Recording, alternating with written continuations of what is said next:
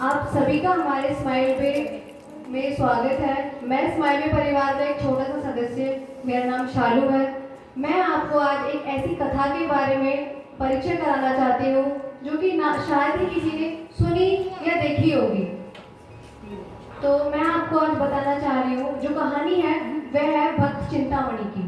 भक्त चिंतामणि कौन थे, वह कहाँ रहते थे, वो उन्होंने भगवान श्री कृष्ण की लीला किस तरीके से रचाई, वह सब आपको इस कथा में मैं आपको बताऊंगी। तो भगवान विल्यमंगल भगवान श्री कृष्ण के परम भक्त थे। वह ब्राह्मण परिवार से थे। उनके पिता का नाम था रामदास जी, जो कि एक वीणा नदी के किनारे एक गांव में रहा करते थे। क्योंकि रामदास जी बहुत बड़े ब्राह्मण थे और उन्होंने उच्च शिक्षा अपने पुत्र विल्यमंगल जी को दी। विल्यमंगल जी कभी धार्मिक बने क्योंकि उनके पिता ब्राह्मण थे। उनका उठना बैठना काफी अच्छे लोगों से, उनके विचार बहुत अच्छे थे, वह काफी ऊंची सोच वाले थे। विल्यमंगल जी और अपने पिता के साथ अकेले रहते थे। कुछ समय पश्चात विल्यमंगल जी के पिता रामदास जी का देहांत हो गया। देहांत होने के बाद विल्यमंगल जी की संगत में काफी असर आया। विल्यमंगल जी के दोस्त मित्र सब इस तरीके के हो गए कि वह बहुत गलत संगत में पड़ गए। उनका उठना बैठना बुरे लोगों के साथ रहने लगा। वे दिन पे दिन उनके साथ घूमते फिरते, इधर से उधर घूमते रहते। एक दिन वो ऐसे ही घूम रहे थे कि अचानक उनको एक गांव में एक नृत्य करती हुई स्त्री दिखाई दी। उस स्त्री के लंबे काले बाल, गहरी काली आंखें और पंखुड़ी जैसे होठ। वह देखने में जितनी सुंदर, नाचने में उतनी ही खूबसूरत थी। उन्हें देखने के लिए वह एक जगह चुपके से बैठ गए अपने मित्रों के साथ। यही दृश्य दिखाने आ रहे हैं हमारे कुछ स्टूडेंट्स आपको।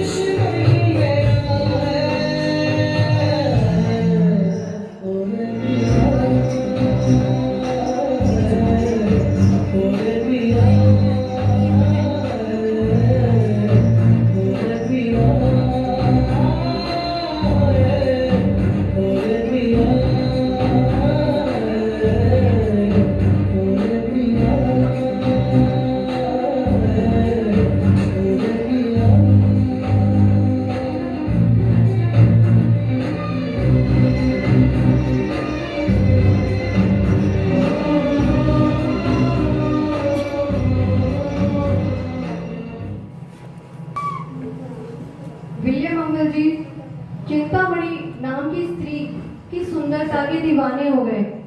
वह उसको देखकर अपना सुध बुध खो बैठे।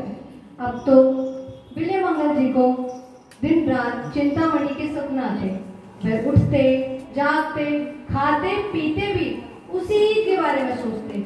ये मानिए विल्य मंगल जी की चिंता सिर्फ चिंतामणि तक ही युक्त रह गई।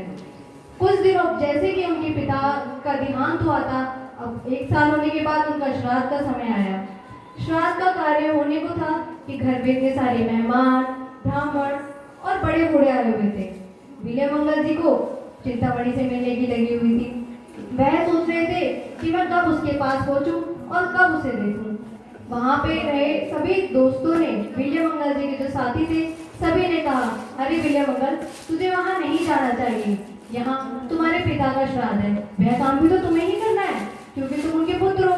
तो उन्होंने कहा कि नहीं, मेरा वहां जाना बहुत ज्यादा जरूरी है, तुम लोग समझते क्यों नहीं हो। यही बात समझाते हुए और समझते हुए कुछ विद्यार्थी आ रहे हैं जो आपके सामने इस कथा को आगे दिखाएंगे। भाई विल्य मंगल, आज तुम्हें कहीं नहीं जाना चाहिए। आज तुम्हारे पिताजी का श्राद्ध है। आज तुम्हारे घर ब्राह्मण और मेहमान आए हैं। नहीं मित्र, तुम मुझे मत रोको। मेरा वहाँ चिंतामणि के पास जाना बहुत ही आवश्यक है। मित्र विल्य मंगल, मौसम देखो कितना खराब हो रहा है और कुछ समय में तो बारिश भी होने वाली है।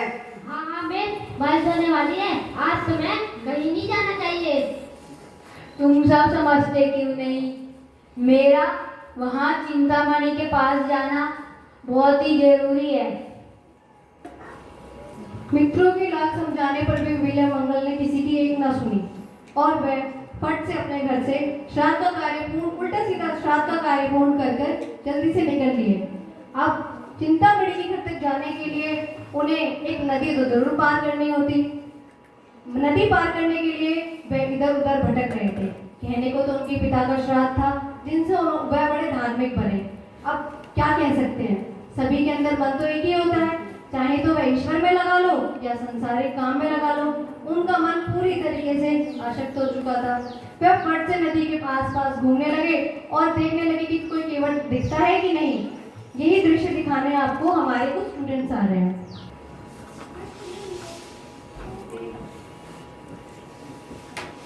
अरे केवल भाई,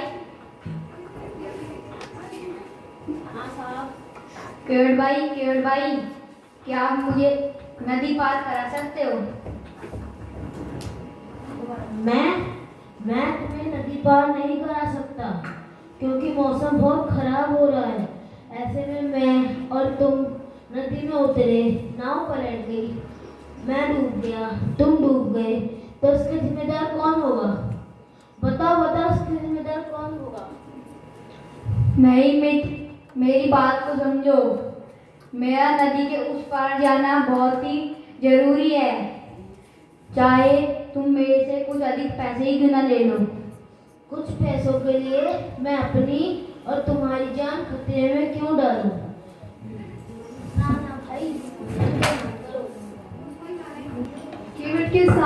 पार करने पर भी विलियम मंगल जी बहुत ज़्यादा उत्सुक हुए।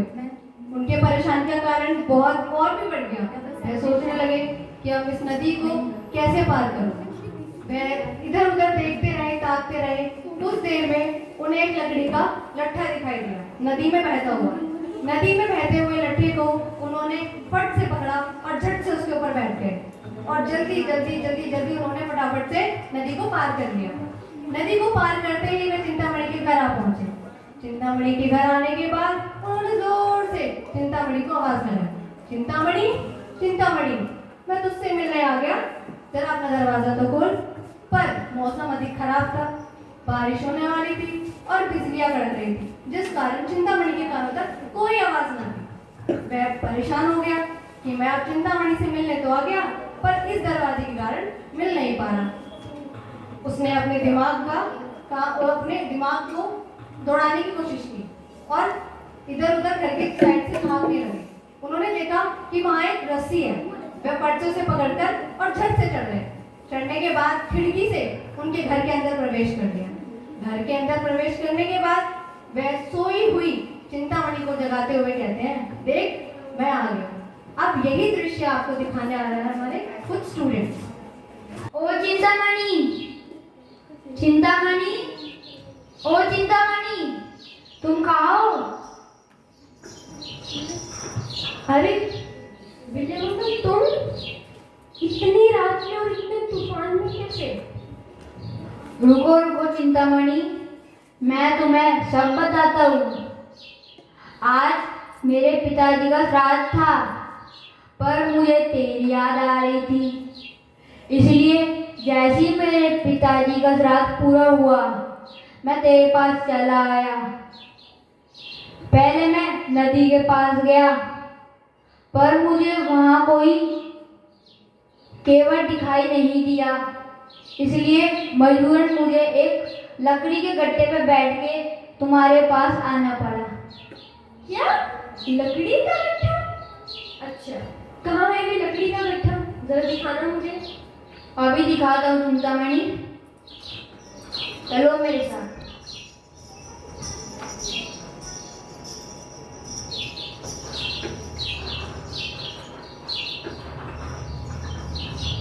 ये देखो चिंतामणि, यह रहा वो लकड़ी का गट्टा। अरे मूर्ख, अरे पागल, ये कोई लकड़ी का गट्ठा थोड़ी है, ये तो एक मुर्दा है, मुर्दा। हे भगवान, ये तो एक मुर्दा है। तुझे ये भी नहीं पता कि तूने नदी पार एक मुर्दे पर बैठकर पार की है? चलो अब ये बताओ कि तुमने मेरे घर के अंदर कैसे प्रवेश किया? मैंने तुम्हारा दरवाजा बहुत खटखटाया, पर तुमने दरवाजा नहीं खोला, इसलिए मजबूरन मुझे एक रस्सी से खिड़की के सहारे से आना पड़ा। क्या? रस्सी? अच्छा, कहाँ है वो रस्सी? जरा दिखाना मुझे। अभी दिखाता हूँ चिंतामणि।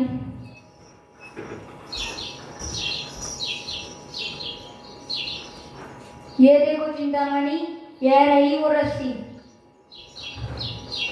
हे भगवान, हे ईश्वर, अरे मूर्ख, ये कोई रस्सी थोड़ी है, ये तो एक सांप है, सांप, वो भी मरा हुआ। ये देखो। हे भगवान, ये तो सचमुच में एक सांप है।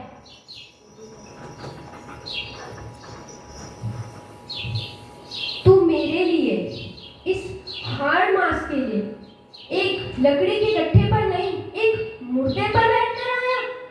और तो और तूने मेरे घर के अंदर प्रवेश एक रस्सी से नहीं, एक सांप से किया। तुम्हें अपना होश नहीं, अपने कपड़ों का होश नहीं। हे विलियम मंगल, ये तुम्हें क्या होता जा रहा है? ये तुमने कैसी हालत बना ली है? जा, मैं तुझसे कोई प्यार नहीं करती। तू जिस शरीर से प्यार करता है, एक दिन वो भी मुर्दा हो जाएगा। अरे मूर्ख, अगर तू उस श्याम सुंदर से, उस मनमोहन से, श्री कृष्ण से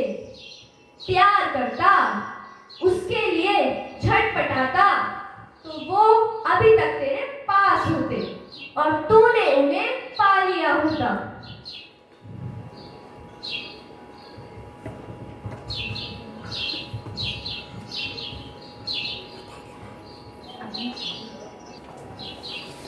चिंतामणि ने जिस प्रकार से विल्यमंगल जी को समझाया, मानो जैसे कोई गुरु अपने शिष्य को समझाता हो, सही मार्ग के लिए, सत्य की राह पे चलने के लिए। इसी प्रकार से विल्यमंगल जी को चिंतामणि ने बताया कि तुमने अपना क्या हाल बना लिया है, तुम्हें ईश्वर की भक्ति छोड़कर तुम किस राह पे चल रहे हो। यही बात समझाते हुए, समझते हुए विल्यमंगल जी रोने लगे और घुटनों पर बैठ गए। घुटनों पर बैठकर चिंतामणि से माफी मांगने लगे और कहने लगे, चिंतामणि मुझे माफ कर दो, मैं भटक गया था, तुमने मुझे सही राह दिखा दी, तुमने मुझे मेरी दिव्य दृष्टि वापस लौटा दी। चिंतामणि, अरे विल्यमंगल उठो। विल्यमंगल जी की दिव्य दृष्टि वापस आने पर उन्होंने सही रास्ते को चुनने के लिए बहुत पश्चाताप किया। वे जंगल जंगल, गली गली, गांव गांव भटकते और ईश्वर को तलाशते, यहाँ वहाँ ढूंढते। वह सही मार्ग में चल ही रहे थे कि उनका मन फिर से भटक गया। उन्हें फिर से एक युवती दिखाई दी जो दिखने में चिंतामणि जैसी ही सुंदर, जैसे कि मैंने कहा था, काले लंबे बाल, काली आंखें और सुंदर सा चेहरा। वह नृत्य कर रही थी। नृत्य ही करते मानो उनके मन में बस गई हो। यही दृश्य आपको दिखाने आ रहे हैं हमारे कुछ विद्यार्थी।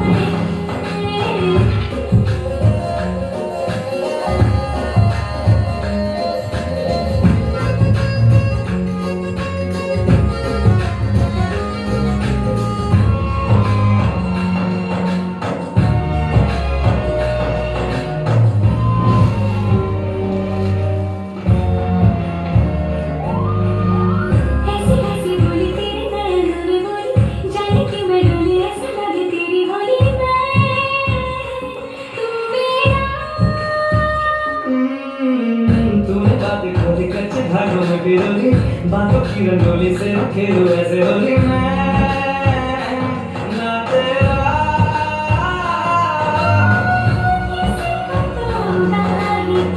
क्यों ना तुझे खाई जीना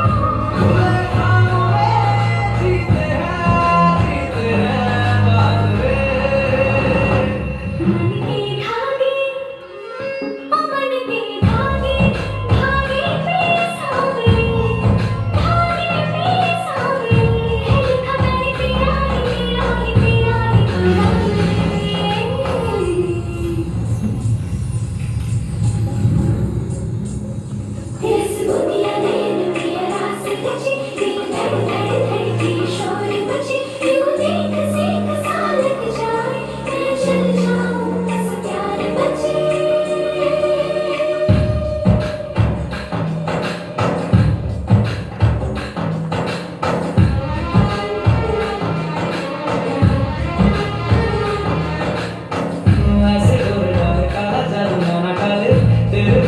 दिल वसीले लगा लिया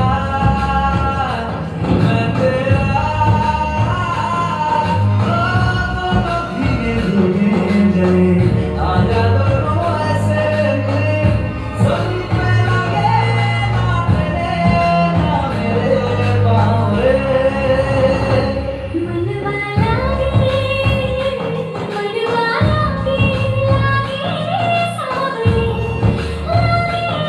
सावरे तेरा हो जिया करिया करिया करिया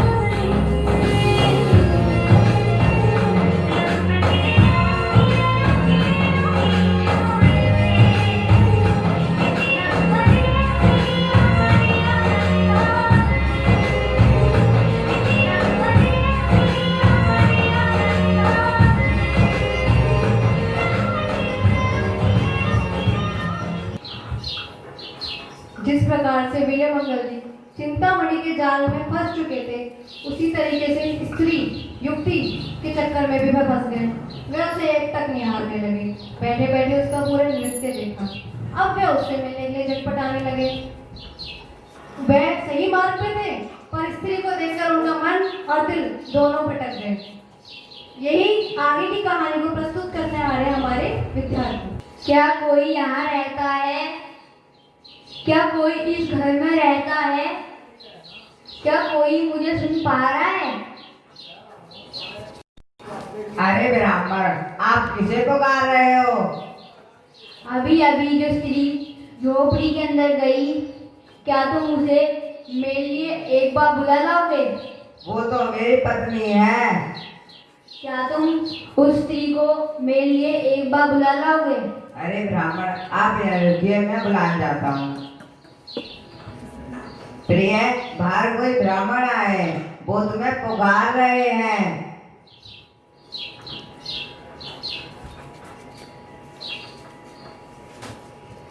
अरे स्वामी, यह तो सूरदास जी विल्य मंगल जी हैं।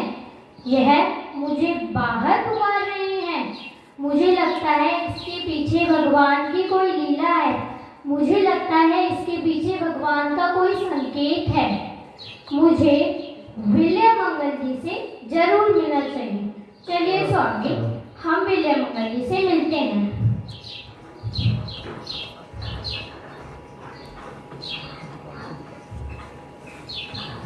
कहिए ब्राह्मण, आपने मुझे बाहर पुकारा। ये मुझे क्या हो गया है? मैं किसी पराई नारी को देख रहा हूँ। है मन, तू कितना बिगड़ गया है। विजय मंगल जी अपने आप को मन ही मनों में कसोटने लगे और कहने लगे, ए मन, तू कितना बिगड़ गया है। तेरे को इतना होश नहीं कि वह युवती किसी की पत्नी भी है। तू ऐसे किसी के साथ क्यों कर सकता है। दोस्तों, अगर आप सब जानते हो तो मैं आपको बताती हूँ कि जो भगवान होते हैं, ईश्वर होते हैं, अगर हमारा उनके प्रति प्रेम सच्चा और पवित्र है तो वो हमारे सभी दोषों को माफ करके अपना लेते हैं। ठीक उसी प्रकार से विजय मंगल जी पहले जिस राह पे थे, धार्मिक थे, सत्यवादी थे, पर एक बुरी संगत के कारण उनका ये हाल था कि वे किसी पे भी भरोसा कर लेते थे और भगवान की राह छोड़कर वे किसी और के पीछे पीछे चल देते थे। इसीलिए अब भगवान ने यह तय किया कि जिस व्यक्ति ने, मेरे दास ने, जिसने मेरी इतनी तपस्या की, मेरा इतना भक्त है, इतना प्रेमी भक्त है, तो क्यों ना अब मैं उसे स्वयं मिलूं जाके। भगवान श्री कृष्ण खुद स्वयं एक बालक का रूप धारण करके उनसे मिलने आते हैं, क्योंकि उनकी दिव्य दृष्टि जा चुकी है, उनकी किसी कारणवश उनकी आंखें खो चुकी हैं। यही दृश्य दिखाने आ रहे हैं हमारे विद्यार्थी।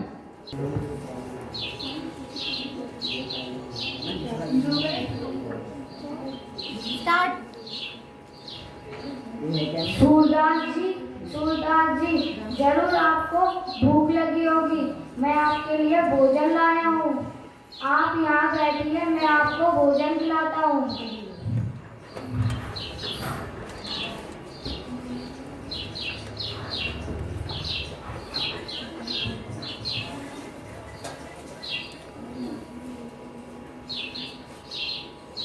अरे बालक, पहले तुम ये तो बताओ कि तुम कौन हो, तुम कहाँ रहते हो, तुम्हारा नाम क्या है, तुम्हारे माता पिता कौन है बालक?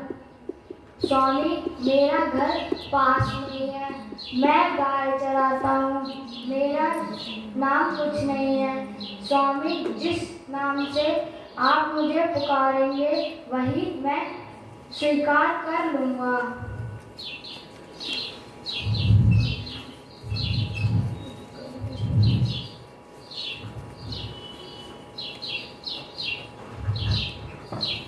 अच्छा, अब मुझे ये बताइए, आप तो श्री कृष्ण के परम भक्त थे, आपने सूरदास की ये क्या दुर्दशा बना रखी है? अपने वस्त्र कैसे कर रखे हैं? अरे बालक, मैं तुम्हें क्या बताऊं? हे भगवान, हे ईश्वर, हे कृष्ण, मुझे थोड़ी सद्बुद्धि प्रदान करो। ये मुझे क्या होता जा रहा है? चिंतामणि के चक्र से छूटा तो इस युवती के चक्र में पड़ गया, अब इस युवती के चक्र से छूटा तो अब इस बालक के चक्र में पड़ गया। ये मुझे क्या होता जा रहा है? बाबा बाबा, क्या सोच रहे हो? वृंदावन चलोगे? अरे बालक, तुम मेरे साथ भला मजाक क्यों कर रहे हो? मैं तो अंधा हूँ, भला मैं वृंदावन कैसे जा सकता हूँ?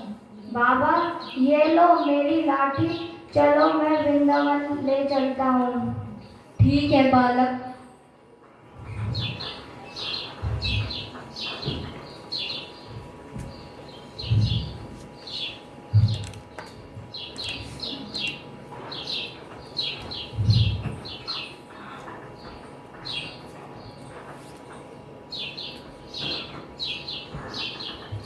बाबा देखो, वृंदावन आ गया, अब मैं चलता हूँ।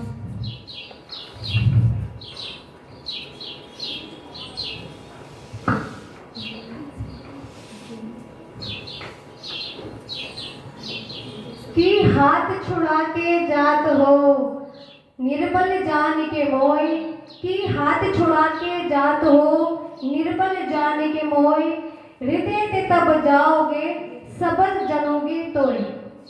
इसका अर्थ है, वह विल्य मंगल जी श्री कृष्ण से कहते हैं कि आज क्योंकि मैं लाचार हूँ, मैं आंखों से देख नहीं सकता, तो तुम मुझे छोड़कर जा रहे हो, पर मैं तो आपको जब मानूं, जब आप मेरे हृदय से निकल कर दिखाओ, तब मैं मानूं कि हाँ, आप मुझे छोड़कर जा रहे हो। यही बात कहते भगवान श्री कृष्ण का मन खुशी के मारे गद गद हो गया और विल्य मंगल ने जोर से कृष्ण महाराज के चरण पकड़ लिए और पहचान लिया, क्योंकि जब तक उन्होंने लाठी पकड़ी थी तब तक वह एक बालक थे। जब उन्होंने उनका हाथ का स्पर्श किया, वे फट से जान गए, मानो जैसे बिजली सी कौन गई हो। वे पहचान गए कि यह कोई साधारण बालक नहीं, ये तो स्वयं श्री कृष्ण। कृष्ण भगवान को जानने के बाद कृष्ण भगवान खुद स्वयं चलकर आप लोगों के पास आए हैं।